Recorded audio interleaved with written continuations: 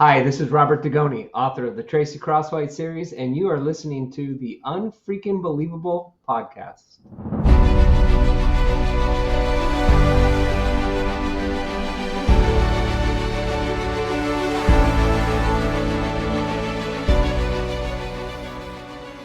Welcome to another exciting episode of Unfrickin' Believable. We invite you to pull up a chair, relax, and join in for the next 30 minutes or so. We will bring you guests who are going to share with you the moments that made a difference in their lives. And it's all because of that one inciting incident. We believe that life is infinitely stranger than fiction, stranger than anything the mind can invent. You might even say it's unfrickin' believable. Welcome to the podcast. We're your hosts, and I'm Jenny. I'm Jen. And I'm Betsy. How you ladies doing tonight? Doing good. How are you all? I'm doing very, very well. Missed you guys this week. I did too. I missed you guys so much. It's good to have our girl time. Yeah, it seems like it's been so busy, even though I haven't been going anywhere doing anything, but it's Getting a just lot done though. yes, I yes, wrote. I have. I got started writing a new thriller last night, and I got the whole prologue done, 2,000 words. So pretty Is happy that the about little that. bitty snippet you showed me? I gave you a snippet of it last night, but Yeah. I finished the whole chapter. So And that it snippet felt good. sounded great. Thank you.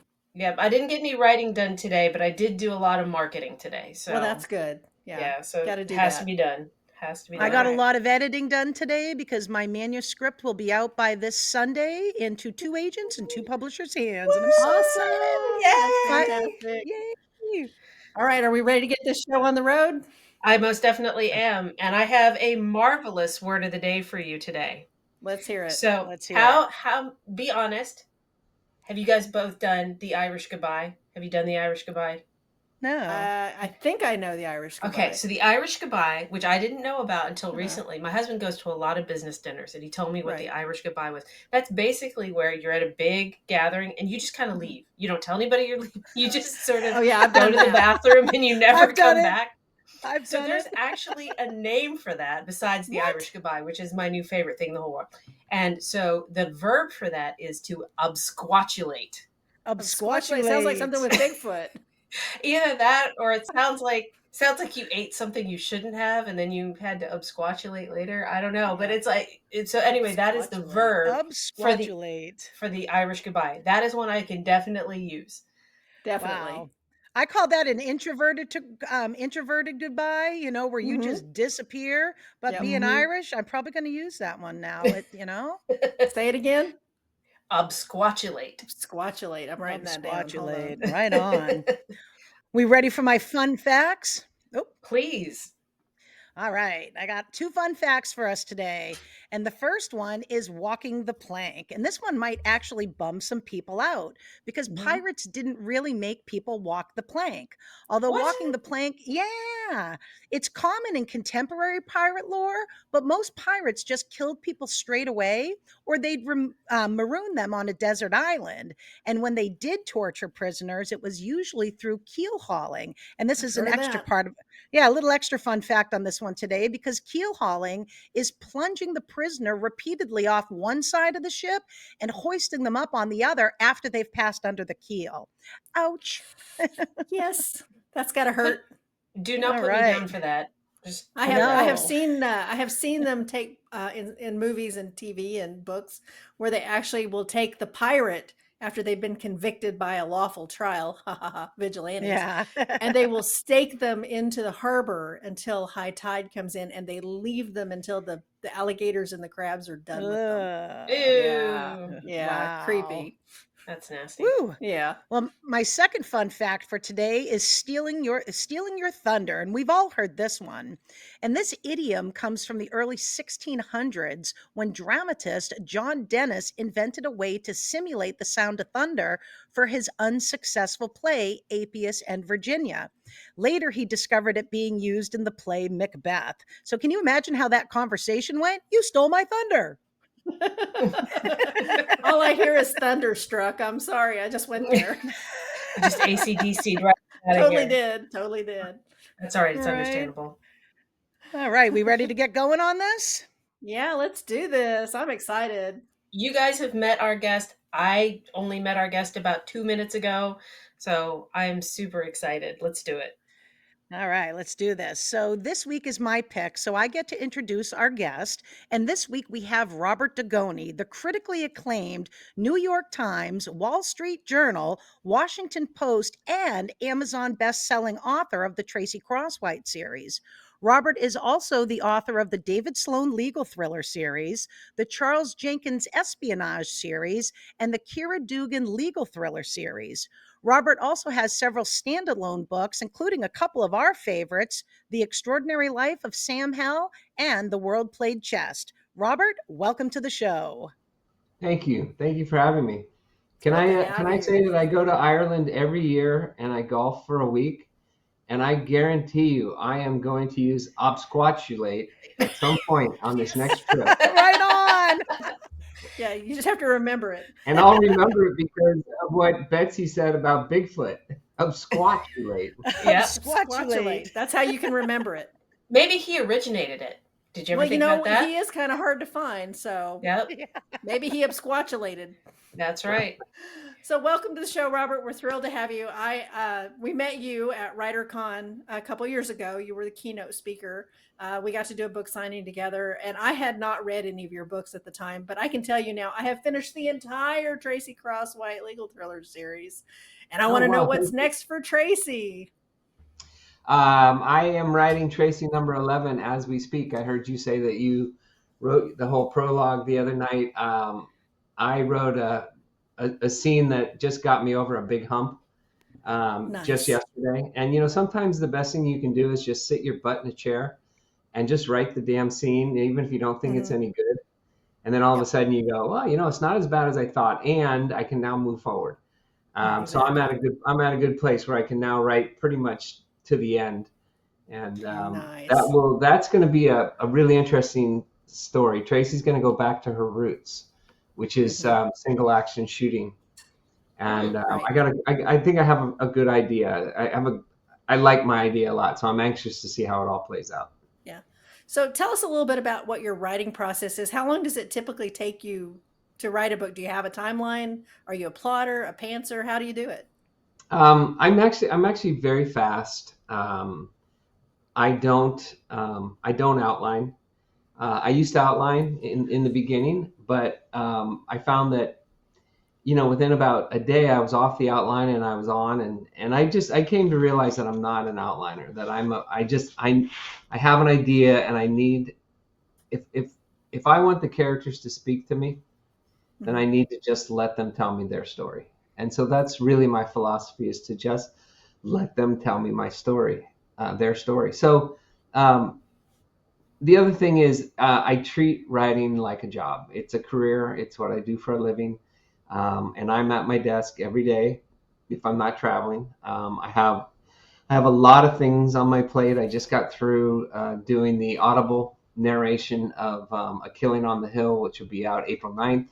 It's a 1933 noir almost type book set in Seattle that I'm really excited about. Nice. And, I just got a fabulous starred review from Publishers Weekly saying, we hope it's the start of a new series. And my response is, so do I. Always how it goes. I really, really love the characters. So I hope the readers do too. But I'm at my desk every day when I'm not, when I don't have, events to do, or I'm not traveling. And when I'm traveling, I have my laptop. So, I look at this as it's a career. It's what I do for a living, and I treat it that way. Do you have a sort of a set amount of time you write per day, or a word count you strive for? Or is it just like when you feel you're done for that day? Yeah, no, No, I don't try to limit myself, and I don't try to force myself. I sit down and I go to work. When the weather gets better, and especially it's lighter at night, I now will sneak out at 3:00, 4:00, and I'll head to the golf course. And I picked up golf about 4 years ago. I'm like most people, I'm very average. But it's a chance to get out with some buddies and get out in fresh air and get out of the house and all that stuff that I think is really beneficial to all of us on a number of different levels, not just writing, but socializing. And I'm a person, I have low levels of anxiety. I might have even talked about that in Oklahoma City. Um, and so, I acknowledge it. I don't try to hide it. It's not anything I'm embarrassed about. And so there are certain things I need to do to deal with it. And one of those things is to get out into the fresh air and breathe some good, cool Northwest Pacific Northwest air. Yeah, I've breathed that air before. It is wonderful. I actually grew up in Bellingham, so I kind of know that area pretty well. I have friends that live in Bellevue, go up and visit once in a while. And that air is beautiful. It is crisp and clear. And I totally commend you for that, because if I could get a little more thin air therapy, I would. Well, it's funny. People from Bellingham are always asking me where's Cedar Grove, which is Tracy's hometown in the North Cascades, and I made it up. It doesn't Yeah. exist. It's Yeah. probably It's like I looked. yeah, I it's couldn't find probably a it. spin-off between Concrete and some of the other small towns that are up there. Mhm. I took a drive up there a couple times and just spent some time around and went into some of the small towns and found some of the newspaper offices and looked up all that stuff. So yeah, it's pretty fun. Almost every book I think I have to put in there. Don't go looking; it doesn't exist. I have a new one in the new book. It's an old mining town called I call it Silver Pines, but it's really not Silver Pines. It's really a real ghost town, but the ghost town is actually farther down from the border, and so I just Right. moved it up. That works. Yeah. Nice. That Now, Bob, works. I saw you on a TikTok video and you were in the studio recording another book, because I love that you narrated Sam Helen. I know Betsy has some things to say about that too, but what are you currently recording? So I'm recording the book of Killing on the Hill, which is the one I talked about. It's based on a true story. I was home one day and went up into the attic to look for old binders that I keep for. I treat my books almost like I used to treat my legal cases, which is I had created binders, and all the important things I needed were. So I went up looking for a binder about the Seattle Police Department, and I found a 11 by 17 book, black and red, and I opened it up and it was a scrapbook. It was all these newspapers from 1933. And I started seeing a repeating story about what was called the trial of the century. And it was the trial of a man who was accused of shooting a lightweight boxer in his nightclub called the Pom Pom Nightclub on Profanity Hill. Oh Uh, boy. Oh, and if wow. if that doesn't scream right, if that Yes. doesn't scream book, I Yeah. don't know what does. Basically, 1933, it's the Great Depression, it's Prohibition. You weren't supposed to be going out to nightclubs, and so there are all these underground clubs, or even not underground. In Seattle, there was so much corruption everywhere, and so it's a really fascinating time. And I had all these newspaper clippings, which included clippings of what people testified about and how they testified and the language they used. They used words like coppers and all that stuff. And I had a ball writing it. I fictionalized it. I came up, instead of telling it from the story of my wife's grandfather, who was the attorney. I told it from the story of a reporter, a 19-year-old reporter who comes out from Kansas City because his parents could no longer afford to keep him at home during the Depression. He needs to get a job. They find a distant relative at the Seattle Daily Times, which was a real paper back then, and he covers the story. And it's everything. Nothing is as he believes. And fun fact, coppers are got that nickname because of the copper buttons on their uniforms. Oh, interesting. I did not know that. So yeah, Got a bonus. Throw that one in there. they asked me. They sent me some demo tapes of three people that might record the story, and I emailed back and said, "What about me?" And they were like, "We didn't know that you wanted to do it." Absolutely. Yeah, So it was absolutely. great. I had a great time. I loved doing that stuff. I enjoyed Sam Hell so much. My husband, this is the saddest thing in the world to me. My husband doesn't read. It's not that he can't read. He doesn't prioritize it. It's not a big thing for him, but he loves great stories. So he's a movie watcher. He watches all the series. He'll binge watch something in a week. But when I put in the audiobook for Sam Hell, we were on a road trip and he listened to it the entire trip. And every time we got back in the car after we'd stopped for a break, he's like, okay, what's Sam doing next? Put it back on. And he loved it. So you get Thank 5 stars from my husband who doesn't read but loves Sam Hell on the audiobook. It thank was you. so personal. It felt like it was an autobiography. Yeah, Sam is a character that people continue to find. Every month, it's probably when if I don't have a new book out, it's can be my bestseller or it'll be my second bestseller. And it's people just continue to find the story, or they continue to be told. Someone will say to them, "Have you read this?"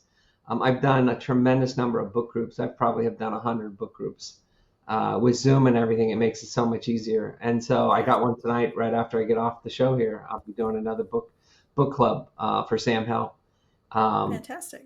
Yeah, so it's really as as we all know as writers, it's very gratifying when readers write to tell you how much they enjoyed your story. And it's not just Sam Hell, it's his friends too.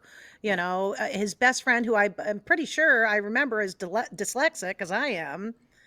Wasn't he? Yeah, Didn't he Ernie. have some? Yeah, Yeah, Ernie. Yes, thank you. But all the characters on there, the three of them together were just such a great trio. yeah. They're three kids from that period of time that are different. Call them misfits, call them whatever you want, but they, just like sort of in Harry Potter, they find each other and they Yeah. band together, and they realize they're stronger together, and they Yeah. stay that way for the rest of their lives.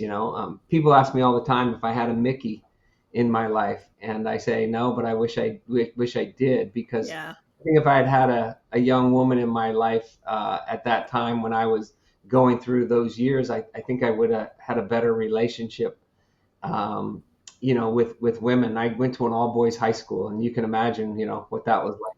It wasn't That's real a healthy. challenge. I can imagine. All right. Well, we have a little game we like to play. Okay, Are you up for playing this and that, I or am. this or that? Okay. Yes, So I hope these are going to be really easy for you, because it's just tell me your preference. Which would you rather have? Sunrise or sunset? sunrise, Sweater or hoodie? hoodie, Football or golf? golf. Golf. I got to figure that's what you say. I've seen you at football games, but I've also seen you play golf a lot more. So that's our little game, this and that. Okay. That's it. It's our little icebreaker. And Bob, I'm sure our listeners are eager to hear what we've brought you on the show for, and that is to tell us your unfrickin' believable story. So, Robert, the microphone is all yours. Yeah, I thought about this quite a bit, and I've had so many amazing things happen in my writing career that it's tough to pick just one. But I think the one that might be most useful for your audience, beneficial for your audience, is this one. I finally, after a lot of trials and tribulations, people always say, you're an overnight success, and I'm like, yeah, I had my first book published 10 years after I started it. Not exactly overnight, but I finally had some success, and I had written the fifth book in the David Sloan legal thriller series, and the books had all done well critically, but hadn't sold the way that I think my publisher would have liked. Part of that was my publisher decided not to put my fifth book out in paperback, which back in those days was pretty much the kiss of death, and then didn't acknowledge that. And so I had gone back to New York for Thriller Fest and had a meeting with my publisher, and they basically said, we're not interested in any more David Sloan novels. Good luck. And so there I was after 5 books, married, 2 kids, and this I still have to put them both through school and make a living, have a career or something. So what do you do in those moments? You try to keep a stiff upper lip. You try to keep a solid chin. And I went back to New York, and I was sharing a suite with 2 other guys. And a suite in New York City is not what people think it is, right? It basically means it's 2 rooms. and they were good friends of mine, Jeff Ayers and Brian Mercer. And I was sitting on the ground, and I told them what had happened, and they were both not happy about it. And I was sort of doing my George Costanza routine from Seinfeld. I don't know if your audience remembers the episode where George gets fired, and then he's sitting on the ground and he's saying, "I could be a sportscaster. I like sports." And I was kind of doing that, just trying to laugh through this, this really painful moment. And I finally went to bed. And in the middle of the night, around 3 a.m, I got a phone call, and it was my wife. And actually, it was probably around 1 a.m. And, she's out here in Seattle on Seattle time. And she told me she was on a tractor. Her family has a farm, and she was in the backwoods, and she was doing some work on the tractor. And the guide rail on the tractor hit an overhead wire, power wire, knocked it down. And she was smart enough to not get off the tractor. And the dogs were lying flat on the ground because I don't know if you know this or your readers know this, but dogs, they sense it. They can feel the vibration in the ground. So they laid flat on the ground, and she kept telling them, "Stay, stay," because she knew if they got up and came to the tractor, they'd be electrocuted, they'd die. Mm-hmm. Yep. And so she had her cell phone, and she was able to call for help, et cetera, et cetera. And really put into perspective for me how minimal my news was that day. I didn't make it any less painful, but I was able to put it into perspective that nobody had died. There was no tragedy here. I had picked myself up off the mat many times before. And so that's what I decided. I was going to pick myself up off the mat, and I was going to write a new series. And, like many of us find in our lives, sometimes when doors closes, it's the best thing that ever happened to us. And the best thing that ever happened to me was when my publisher let me go. The people in the publishers, they all knew that I had been screwed. They all knew my book hadn't been put out in paperback. But more than that, it gave me the opportunity to really take a step back and say, what do I really want? What do I really want? I don't want to just be published. I don't want to just have a publisher publish my book. I wanted a team behind me. I wanted a team that was going to promote me, that was going to push me, that believed in me, that believed in my stories, that believed in my books. And so I wrote this story, My Sister's Grave, the first Tracy Crosswhite book. And, the big five publishers were all looking at the numbers, all the statistics. And my last book hadn't sold. They weren't looking at the fact that it hadn't been put out in paperback and nothing like that. And then one day my agent got a call from Thomas and Mercer at Amazon Publishing. And the editor there said, "Just let us take him to lunch. That's all we want to do is take him to lunch." She'd never had anyone with Amazon Publishing. This was 2012. So there wasn't a lot of, other than Barry Eisler, I don't think there was any other best-selling authors there at that time. And I went to lunch with them, and there was probably 12 people at the table. And I was the oldest person there by probably a good 20 years. Oh, wow. It was like being at a startup. And they started telling me things I had never heard before. Who my audience was, where they were located, where my sales were, what demographic, all those things, how they could reach those people, what they would do. And I remember I said to one of them, "Can somebody on your team help me with social media so that I can build my audience?" And the response was, "Bob, we have 43 million Prime members that we can reach with the touch of a button. We think that the best thing an author can do is write the next great story and let us worry about the promotion." And that's what I've done. Wow. From that day forward, I focused on writing great stories, and I let them take care of the promotion for me. And my daughter now is part of my team and does a lot of my TikTok and all that stuff. And I just write. And so my advice to your listeners is A, never give in, never give up.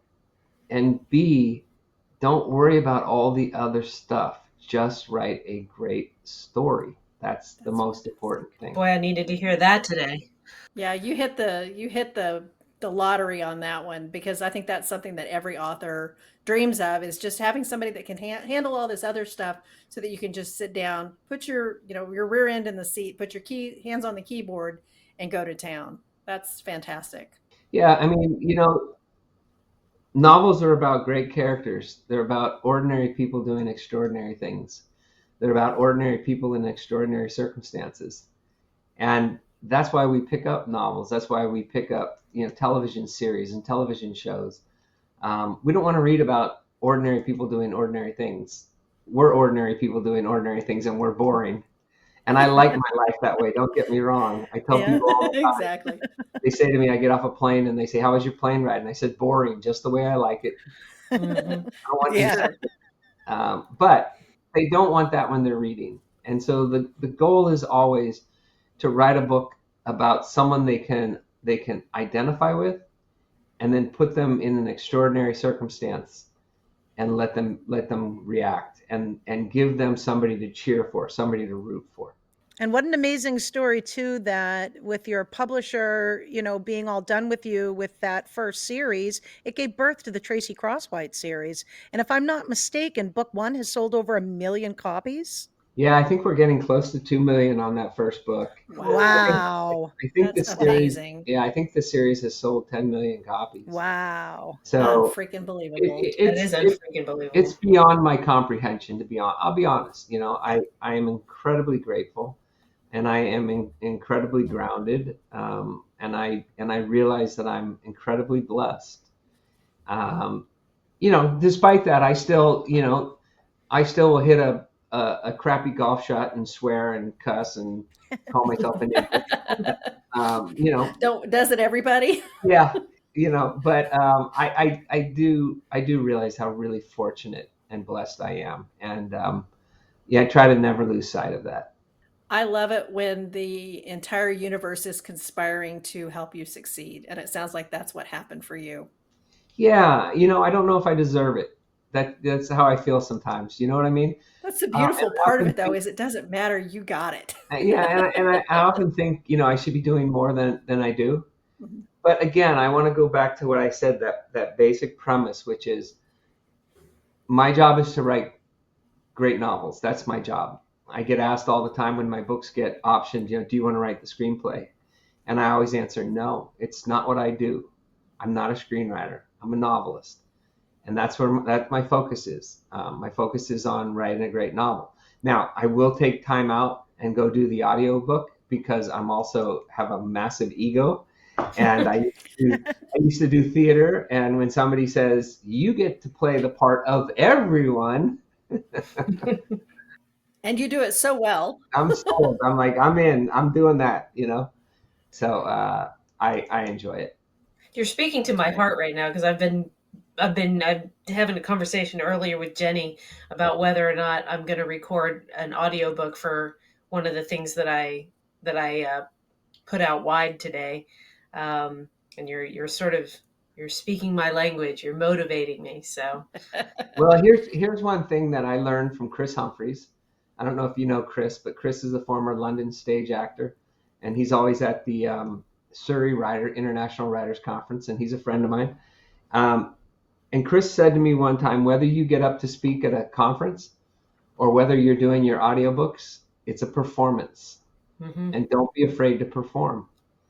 And that's the thing with audiobooks, is you have to remember it's a performance, and don't be afraid to perform. I just did this, right? When your main character is a judge with a southern accent, well, then you put that southern accent in there. I love it. I have a lot to live up to in that regard, because I used to be a speech and debate coach. And so any of my kids who I coached in oral interpretation of literature will be frantically scribbling down all my missteps. Yeah. And the only theater experience I have is doing The Sound of Music twice, and then another play that I was a nun in. So, I got the nun part down. If anybody ever needs a nun for a play, I'm in. Who's got a takeaway? I do have a takeaway, and it might seem a little strange, but Bob, I love that you picked up playing golf later in life, because my husband and I, we go to the driving range, and we have a local the Dairyfield Country Club right next to us, and we love the putting green, but we've never taken that step to actually get out on the golf course because we're like, oh, we're in our 50s now, can we really do this? But I like that you've picked that up, because we went to Aruba this past October to celebrate our 25th, and we stayed at a golf resort. And it was so hot, though, we never got out there. But up here in New England, it'll be cooler. I'll get that crisp air myself here and be able to try that out. So that's my takeaway. I'm going to finally get out there on the golf course this year. Here's the thing to remember. Other golfers don't care how you play. Right. They don't pay attention to how you play. All they care about is how they're playing. Yeah. The only thing golfers care about is, are you keeping up? That's it. Right on. They don't care. And where's the beer cart? And trust me, there are everybody has been where you're at. And so if you're ever on a course and somebody is being a jackass, then don't play with them, because then they don't remember what it was like, because everybody has been there. Right on. Thank you. And if I ever do manage to get that audiobook down, I will dedicate it to you, Bob. Oh, thank you. I hope you do it. A lot of people will tell you, oh my God, the first half a day is great. And then you're like, why did I agree to this? The punch work is really a pain in the ass. It is. But if you embrace the experience and you say to yourself, this is a performance that I am going to perform, where else do you get to do that? Yeah. Nowhere. I agree. Yeah. So where can our listeners find you, and what do you have coming up next? So, my website is just basically robertdugoni.com or robertdugonibooks.com. I have an Amazon page, which you'll find on on Amazon. Just type in Robert Dugoni, you'll find that. And you'll see a lot of different things about, books I've had out and what's coming out. The Tracy Crosswhite number 10 just came out. The next book out April 9th will be the one I talked about earlier, A Killing on the Hill.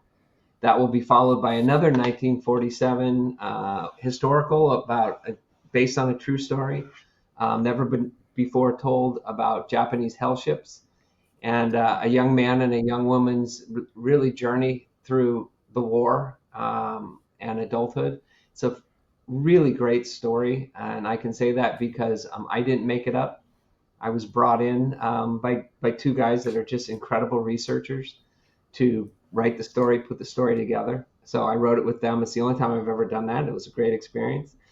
And then I have the second Kira Dugan book will be coming out. That's called Beyond Reasonable Doubt. That's in the copy edit stage here coming up. And then after that, the book that I'm working on, Tracy 11, will be out, and it does not have a title yet. So a lot of things in the fire, a lot of stuff going on. And I'm excited. I'm excited about all of them. Right on. Robert, I want to thank you so much for sharing your story and what makes you unfrickin' believable. And I'd also like to thank my co-host for another great episode. And if you've enjoyed this episode, please rate and review it on whatever platform you listen on. And you can join our Unfreaking Believable Facebook group and follow us on TikTok and Instagram. You can also visit our website at www.ufbpodcast.com. And if you have an unfreaking believable story, reach out to us at ufbpodcast@gmail.com. We'd like to hear your story too. Betsy, how about you send us out with one of your famous quotes of the day? All right. So my quote for the day comes from Roy Bennett. It says, believe in your heart that you're meant to live a life full of passion, purpose, magic, and miracles. Love it. That is the perfect quote for our guest today, I think. Absolutely. All right. Well, folks, I hope that you've enjoyed this show. Take it from us, from the heart. Don't just be awesome out there. Be unfreaking believable. See you all next time.